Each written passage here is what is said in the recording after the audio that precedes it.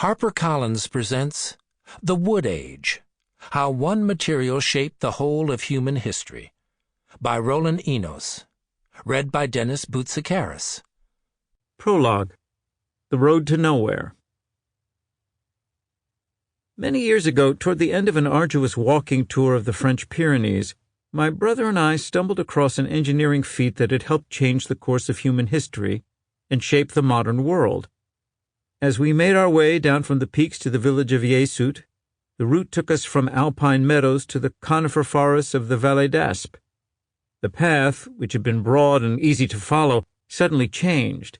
As the river valley continued to drop, the path maintained its level, but only by cutting into the walls of an almost sheer rock face. Soon we were walking along a narrow ledge perched precariously 600 feet above the trees and foaming river in the gorge d'Enfer below. The path continued like this for almost a mile before the gorge finally opened out, and we descended down to the level of the river and once again felt safe. Only then did a sign helpfully tell us that we had navigated the Chemin de la Mature. Why had such a spectacular path been built in the middle of nowhere?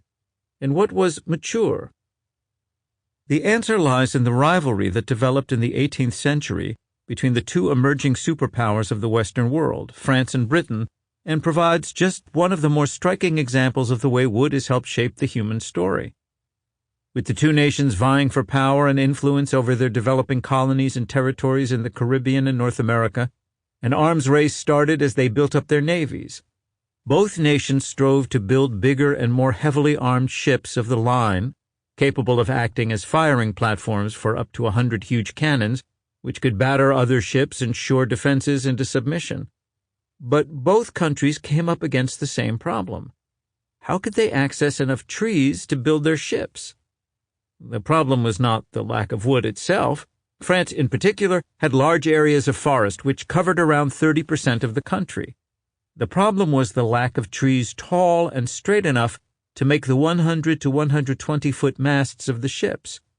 Most forests in Europe were already being managed, and it was becoming harder to find areas of primary forest where tall trees could still be found. For France, the answer lay in the wilds of the Pyrenees, where stands of huge fir trees still stood. The engineer, Paul-Marie Leroy, put forward his plan to extract trees from the previously inaccessible Vallée d'Aspe by cutting a daring path through the edge of the cliff.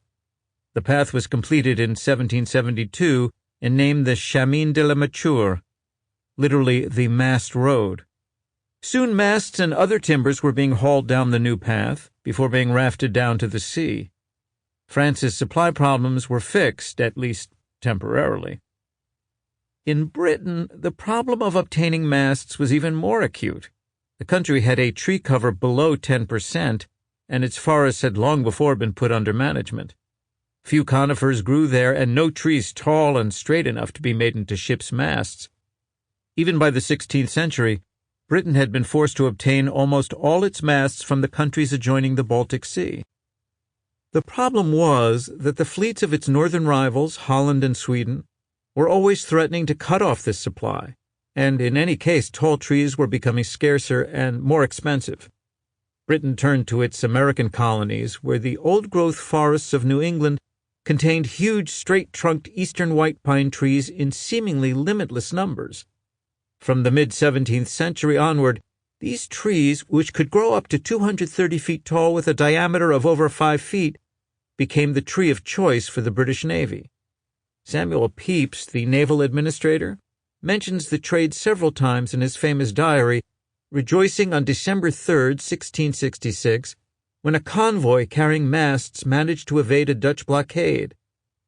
There is also the very good news come of 4 New England ships come home safe to Falmouth with masts for the king, which is a blessing mighty unexpected, and without which, if for nothing else, we must have failed the next year. But God be praised for thus much good fortune, and send us the continuance of his favor in other things.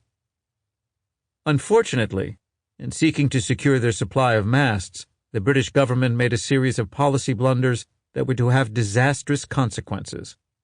They had difficulty buying tree trunks on the open market because the colonists preferred to saw them up for timber. This was, after all, a much easier way. Sample complete. Ready to continue?